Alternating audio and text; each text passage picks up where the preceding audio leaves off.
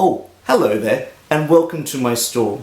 May I pique your interest today in this splendid gem collecting, card development, economically driven board game where players are transported to the Renaissance era as they lead a merchant guild, investing in mines, transport methods, and recruiting the best artisans in order to transform those gems into the most beautiful jewels possible. How about you come to my store, be allured by the spice markets, trade exotic spices, gain wealth, gain renown, and travel the world in a caravan and explore the world of Century Spice Road. Purchase these gems from my store, they can be worth gazillions. May I interest you in some turmeric? It comes all the way from Southeast India. I can give you a gradual discount if you combine your purchase by owning a mine. Think of it as an investment opportunity. I'll throw in these gold and silver tokens to sweeten the deal. I'll even throw in these ancient tablets you can trade wherever you go. I'll even throw in this caravan and camping group for this one and only limited time offer. Alright, I'll take them both.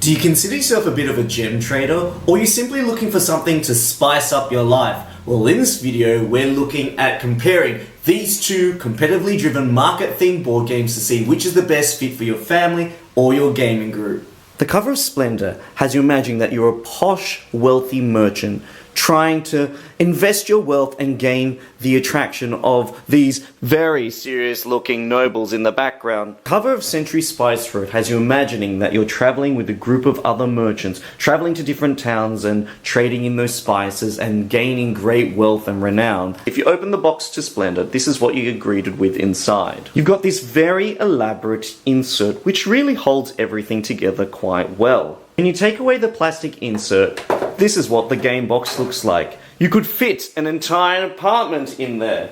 You could even fit in Ryan Lockett's new Near and Far Amber Mines expansion, Exploding Kittens, about some stationery items, very antique leather-bound book. How about we add Raymond E. Feith's novel The Magician? It's 800 pages long and still there's extra space. Splendor comes with some excellent, very large, high-quality chips to represent the gems, the currency in the game. Each chip is heavily weighted and the symbols on the chips makes it very colorblind friendly.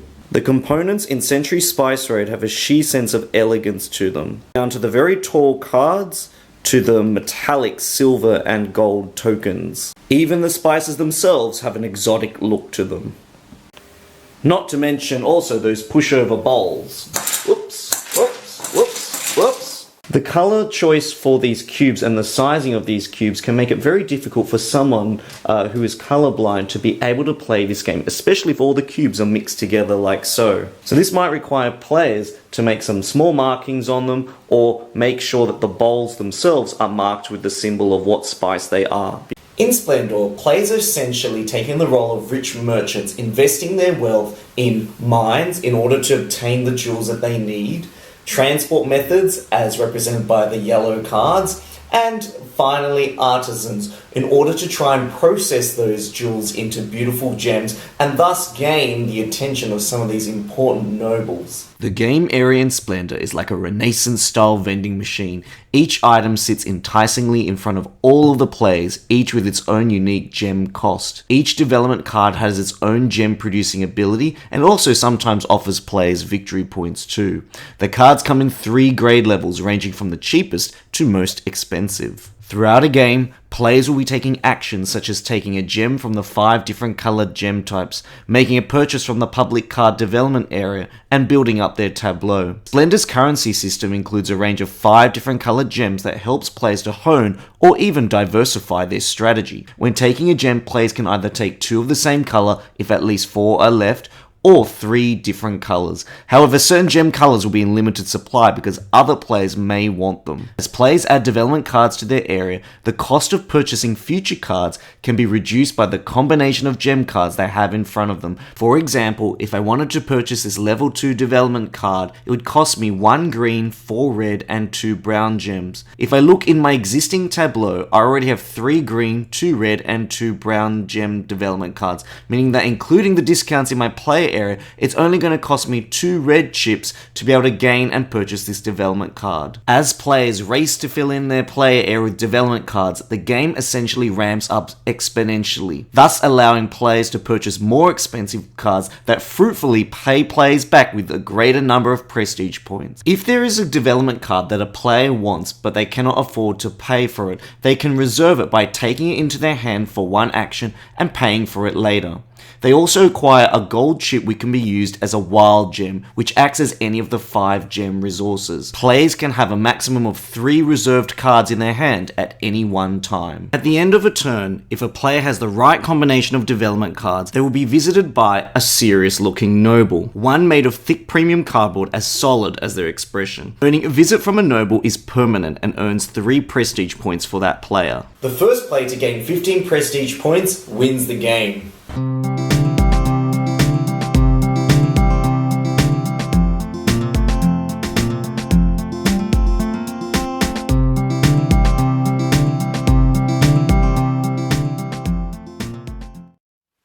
Hello and welcome to Master Cook, where we show you some amazing recipes that require a master's degree in order to replicate in your own kitchen. For today's special ingredient, we are cooking with these amazing spices.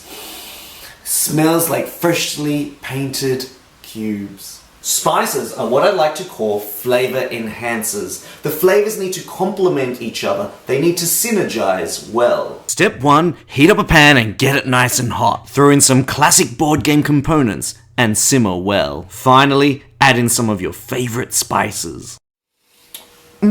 Taste that board game goodness. Splendor and Century Spice Road have often been compared with each other, and rightfully so.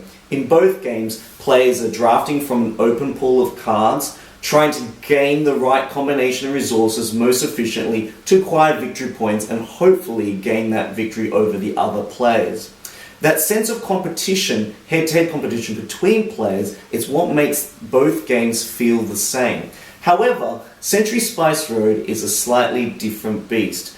In Century Spice Road, players are immersing themselves in the world of exotic spice trading, where they acquire the help of merchants represented by the purple cards to try and improve their prestige by selling and exchanging their spices at the markets. The game features a range of 4 delicious spices which can be upgraded and exchanged using cards acquired throughout the game.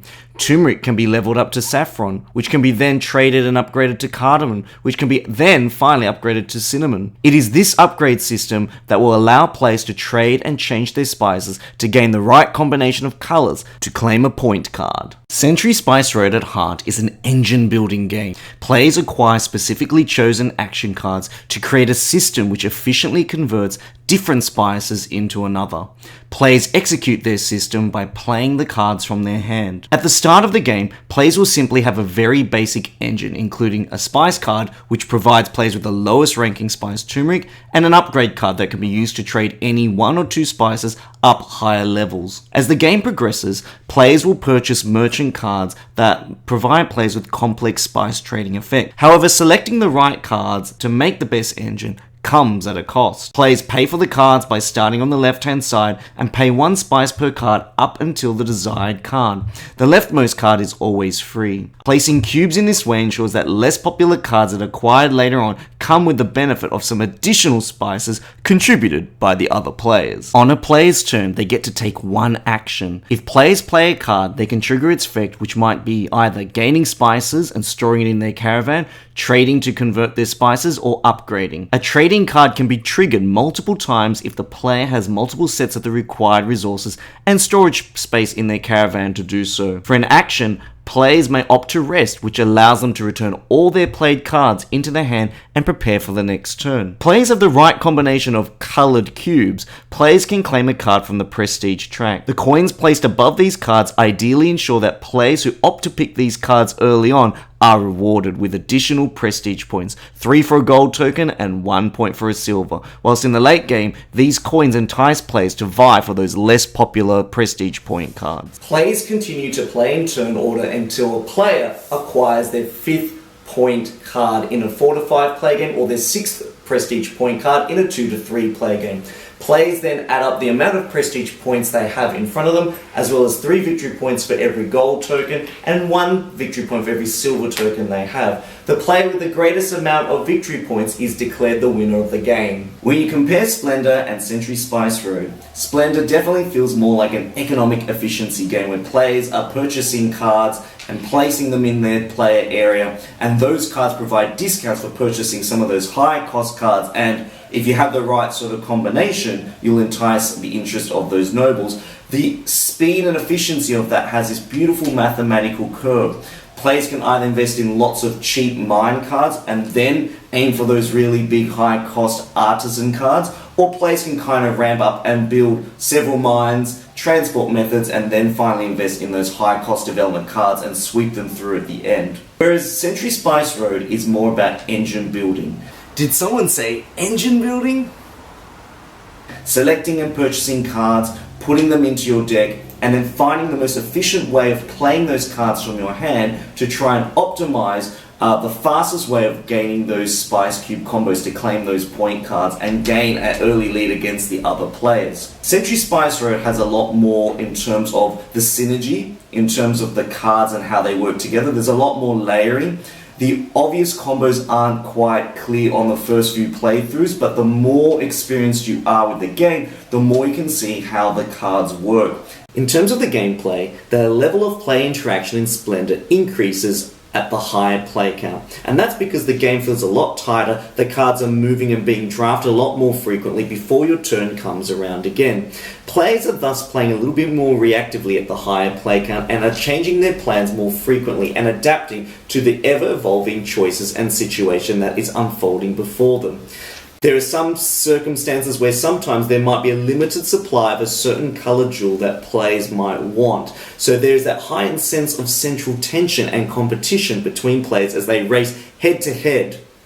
At the 2 player count, the game feels a little bit more relaxed as players are less likely to get in each other's way. And thus the focus there is building a more efficient engine that allows players to score those 15 points a lot more quickly. When it comes to purchasing cards, Splendor has probably got a wider scope of choice as there's 12 cards to choose from. So if you miss out on a particular development card, there's most likely going to be another card out there that you might want. Whereas the purchasing mechanism in Century Spice Road works a little bit differently. Players have to pay Spice Cubes to try and pick the cards that they want in order for their engine to work optimally. Sometimes players who don't have enough Spice Cubes to spend, or they don't wish to spend those Spice Cubes, can take a card into their hand in order to get the cubes that are already on there, or sometimes they're forced to choose a suboptimal card that doesn't really work with their engine but might help them modify their engine in a different way to try and get those cubes that they need. Oh, you're back! I was just about to get dinner ready.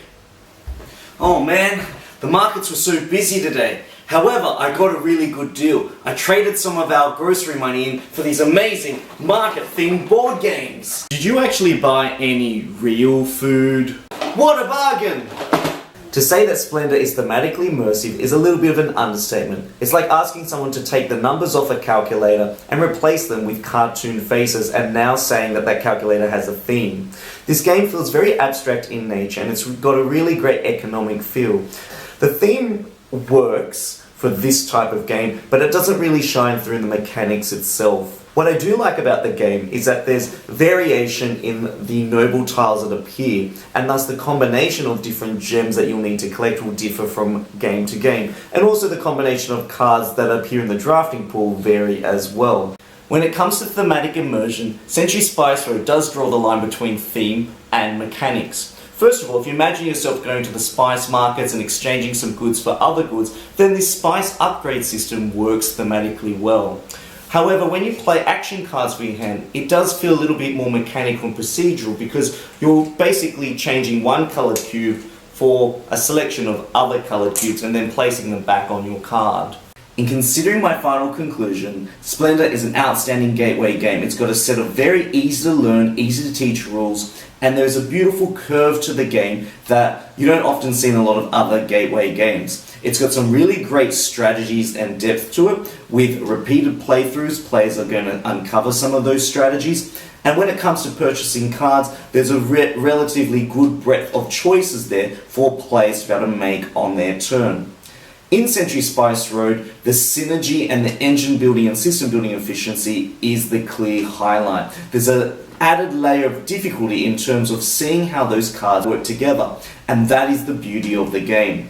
I would suggest that Splendor is an excellent lead-in game to Century Spice Road. People are probably going to play Splendor quite a lot more, and once you've kind of had enough of Splendor, people are more going to gravitate towards Century Spice Road.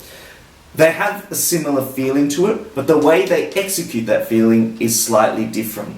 I would lean towards Splendor being one that I have a lot more fun with. If it's just the family, I would go with Splendor. If I'm playing with my game of friends, I would definitely go with Century Spice Road. As for my final personal preference, I really like Splendor a little bit more just because it plays more efficiently, it's a lot more quicker, and you can play through it multiple times and just get the same sort of enjoyment that you get from Century Spice Road.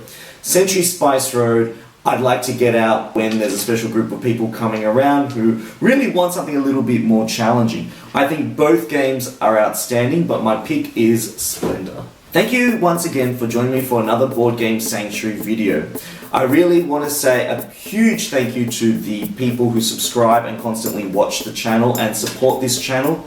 I really couldn't do it without you. If you really like this channel, please like, subscribe and share. Otherwise, I'll see you again soon for another video at Board Game Sanctuary. This is Danny signing out. See you next time.